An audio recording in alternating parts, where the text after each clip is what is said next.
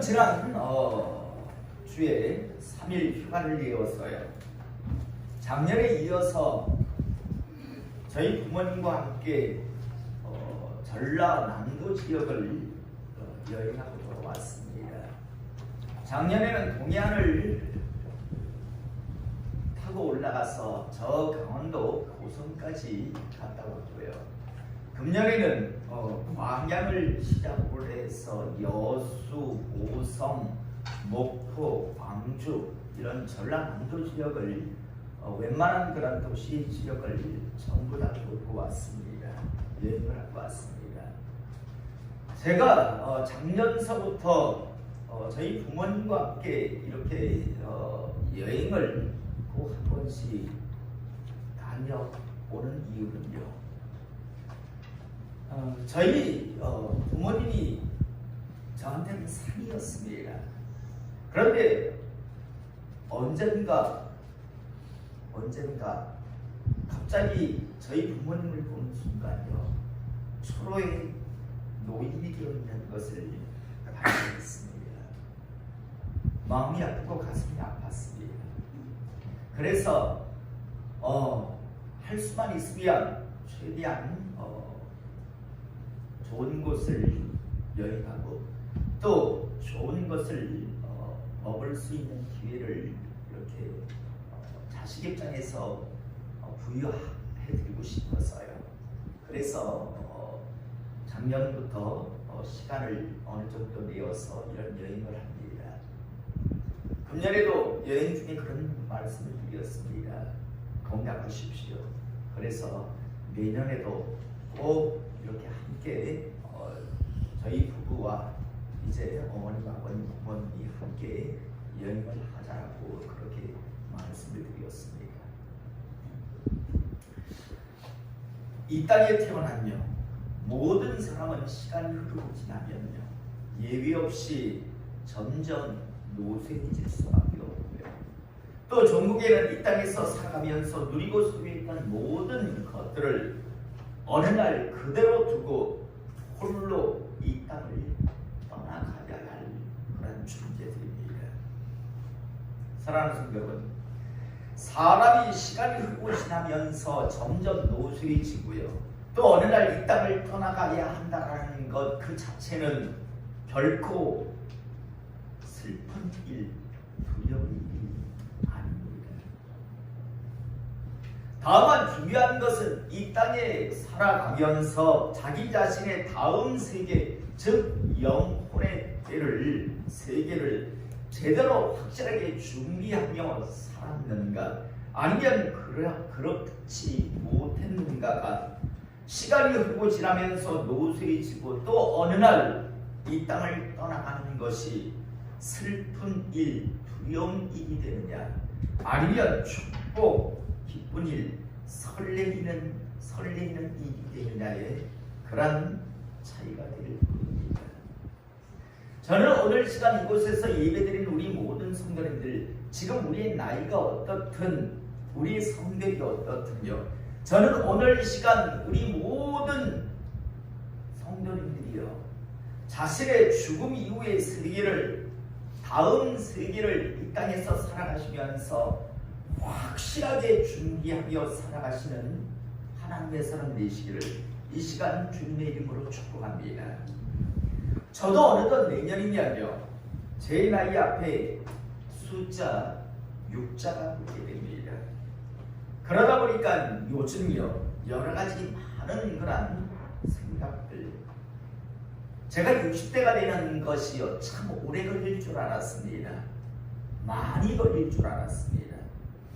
그런데 어느덧 내년이면요, 몇 달 후면 제 나이도 앞에 6자가 붙게 됩니다. 그러다 보니까요, 많은 생각을 하게 돼요. 어느덧 내 나이가 60대가 되나? 이런 생각을 하다 보니까 여러 가지 많은 생각을 하게 되는데요. 그러면서 나름대로 이제 앞으로 60대가 되면 이후에 이제 삶을 어떻게 살아가야 하는가에 대한 생각을 하게 되고, 그러면서 나름대로 세 가지, 이제 60대가 된 이후 남은 삶을 살아갈 때 이 세 가지는 지키며 살아가야겠다라고 세운 세 가지가 있습니다. 첫 번째는요, 최대한 이 땅에서 남은 시간을 살아갈 때 사람들과 많은 이야기를 하려고 하지 말고 하나님과 많은 이야기를 하려고 하자라는 그런 나름대로의 어떤 남은 삶에 있었어요. 그러한 어떤 원칙을 세웠습니다. 많은 사람들이요, 나이가 들면 주변에 있는 사람들이 여러 가지 이유로 떠나간다고 합니다. 여력, 능력이 없어서 떠나가기도 하고, 또 죽어서 이제 떠나가기도 하고, 하여튼 여러 가지 이유로 많은 그런 주변의 사람들이 떠나가는데요.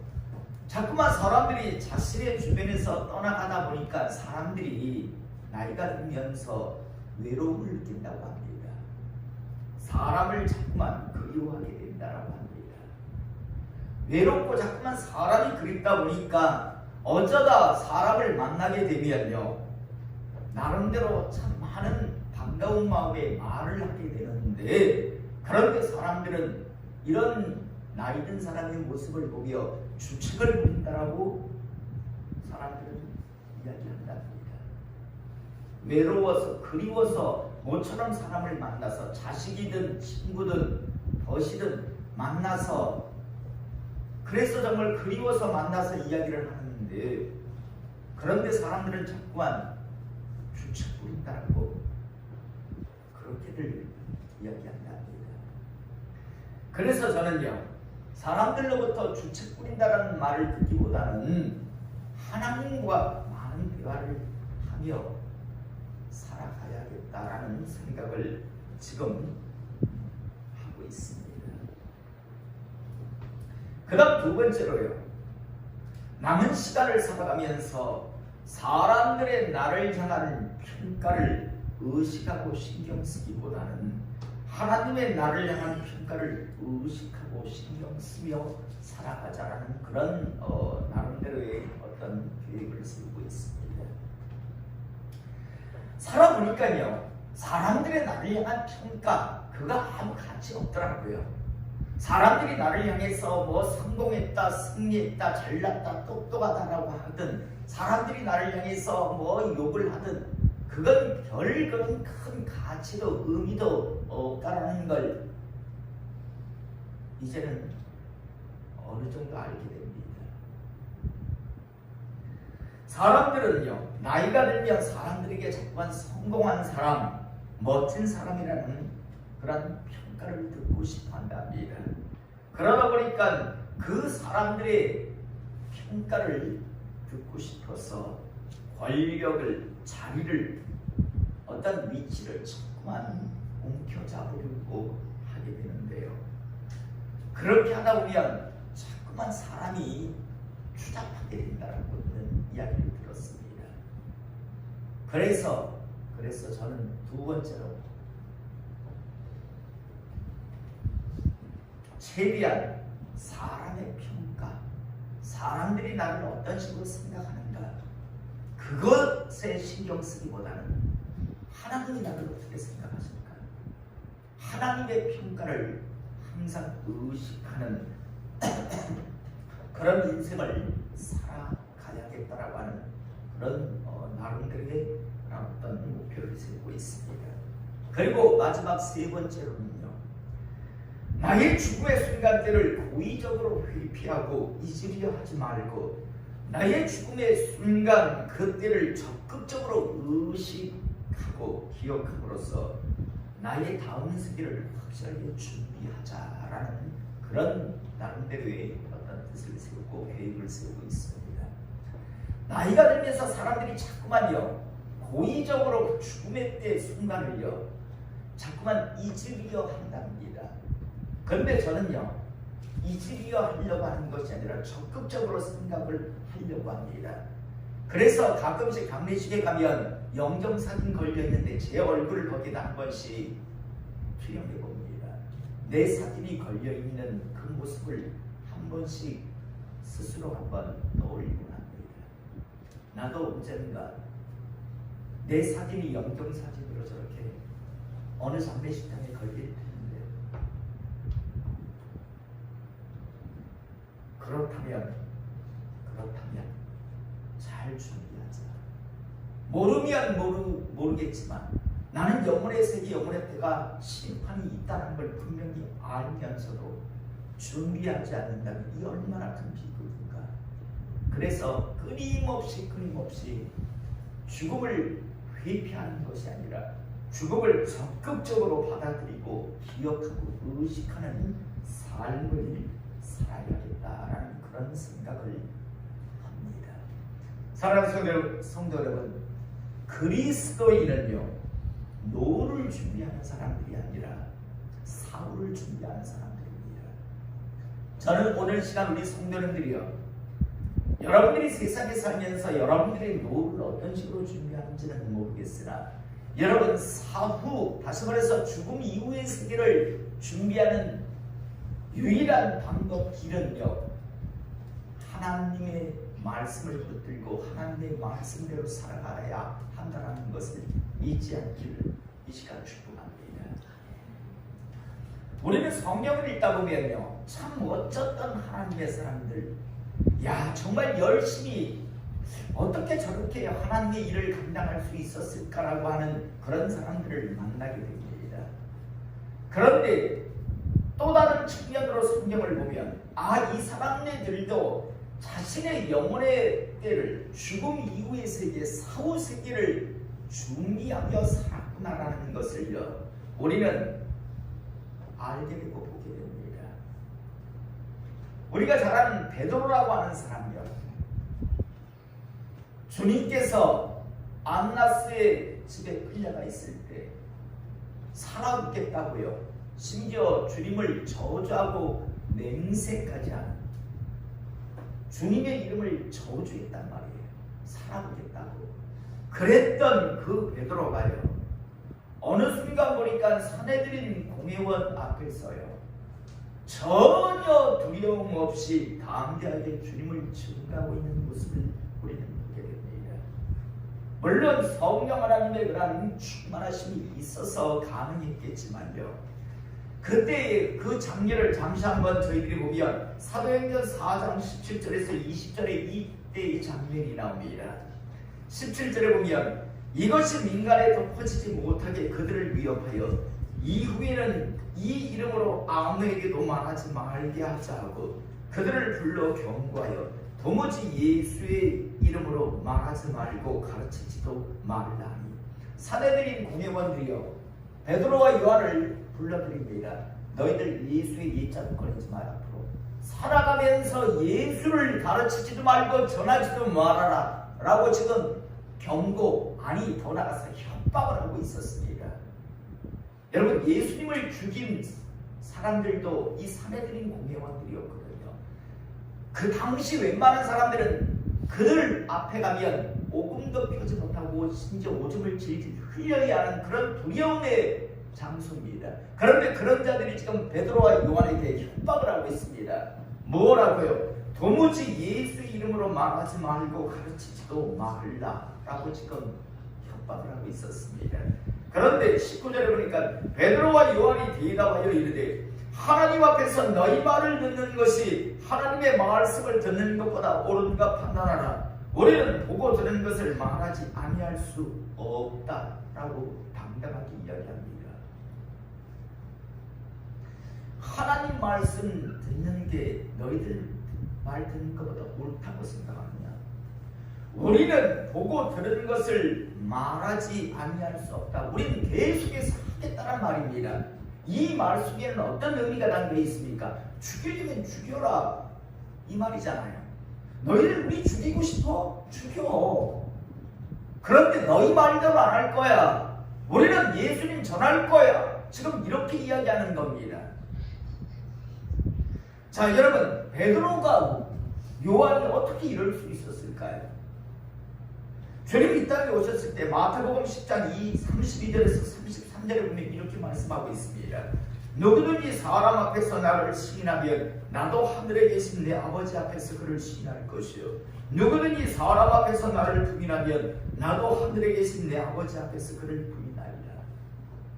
예전에는 이 말씀의 무게 크기를 몰랐는데 예수님께서 부활하시고 승천해 가시고 이제 그 말씀대로 성령님께서 오시는 걸 베드로는요 분명히 경험하고 체험했단 말이에요.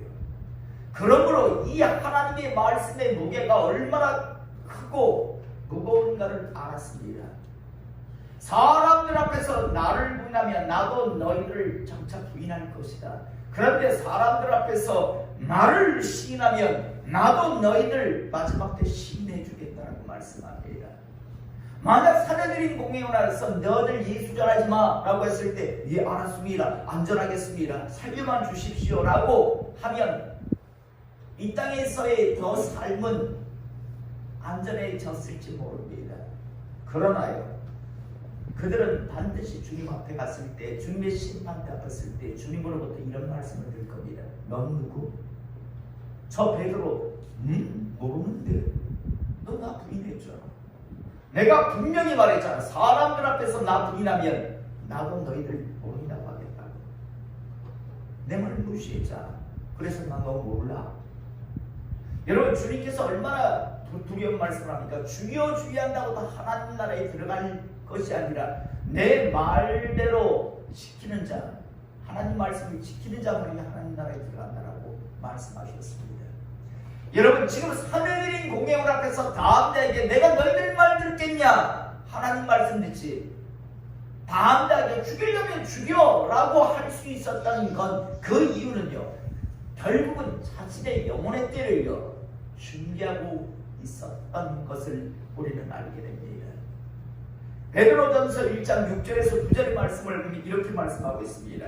너희가 이제 여러 가지 시험으로 말미암아 잠깐 근심하게 되지 않을 수 없으나 오히려 크게 기뻐하는도다. 너희 믿음의 확실함은 불로 연단하여도 없어질 금보다 더 귀하여 예수 그리스도께서 나타나실 때 칭찬과 영광과 존귀를 얻게 할 것이니라.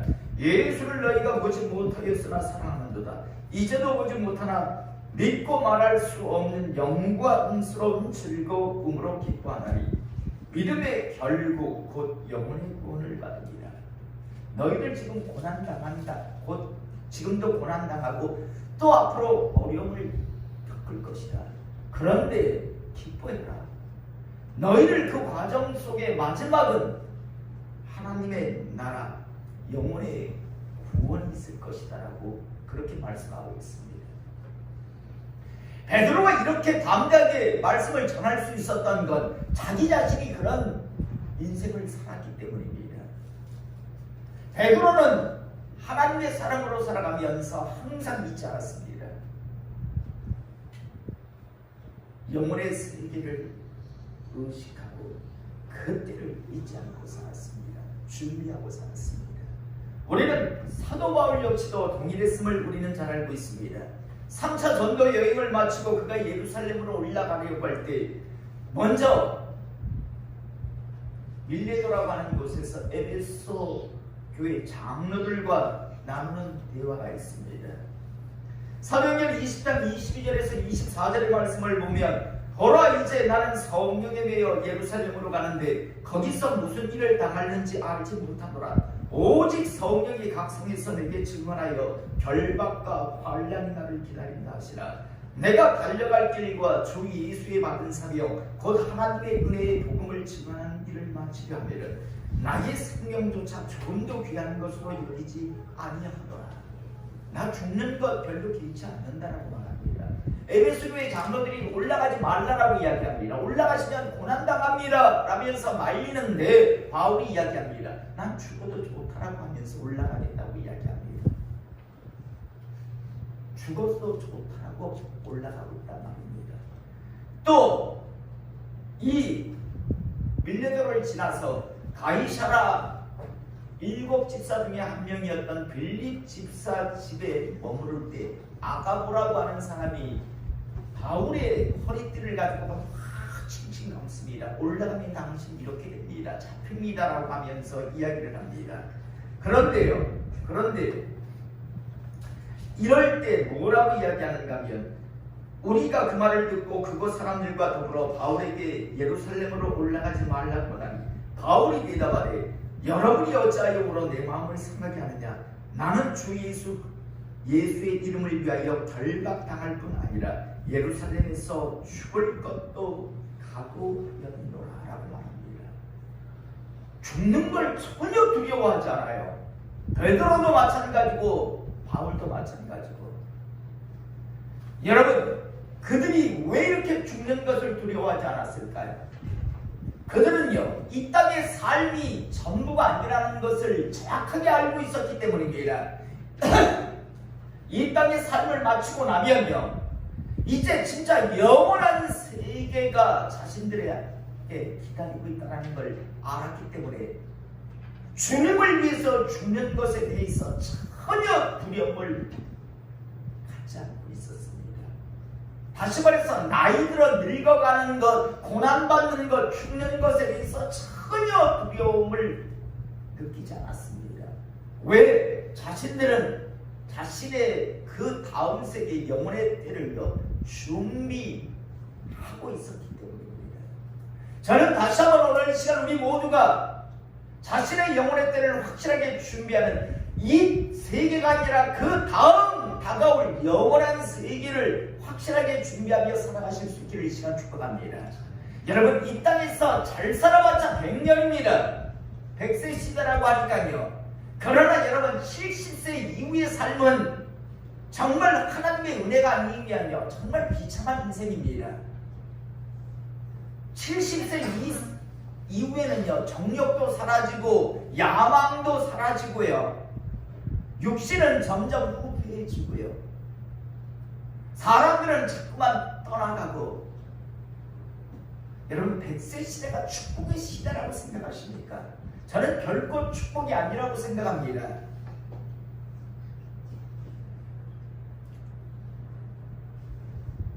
내 생리 영상도 내가 내 손으로 해결하지 못하면서 살아 숨쉬면 그게 무슨 축복이에요? 먹어도 맛을 못 느끼고요, 보아도 아름다움을 못 느끼는 그런 인생 숨만 붙어있는 게 뭐 그렇게 큰 축복입니까? 저는 정말 기도합니다. 하나님, 별은박에 똥칠하면서 살고 싶지 않습니다. 자식들 앞에서 자식들한테 부담거리 되며 그러면서 생명 유지하고 싶지 않습니다. 언젠가 저희 딸에게 그렇게 이야기했습니다. 나 생명 연장하지 마라. 정말 그렇게 이야기했어요. 내가 만약에 어떤 그래가지고 의식을 잃었을 때 하면 생명 연장하지 마라 라고 이야기했어요. 이미 그런 유언을 했습니다. 사랑하는 성도 여러분, 이 세계에 살지만 다음 진짜 세계를 제대로 확실하게 준비하며 살아가시길 시간 축복합니다. 베드로도 바울도 자기 다음 세계를 준비하고 있었습니다.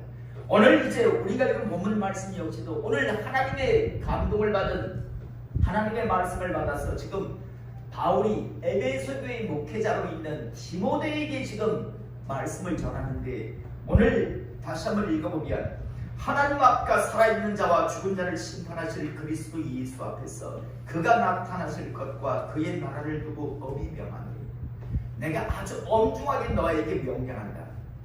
너는 말씀을 전파하라. 때를 얻든지 못 얻든지 항상 힘쓰라. 범사의 오래 선임과 가르침으로 경책하며 경계하며 권하라.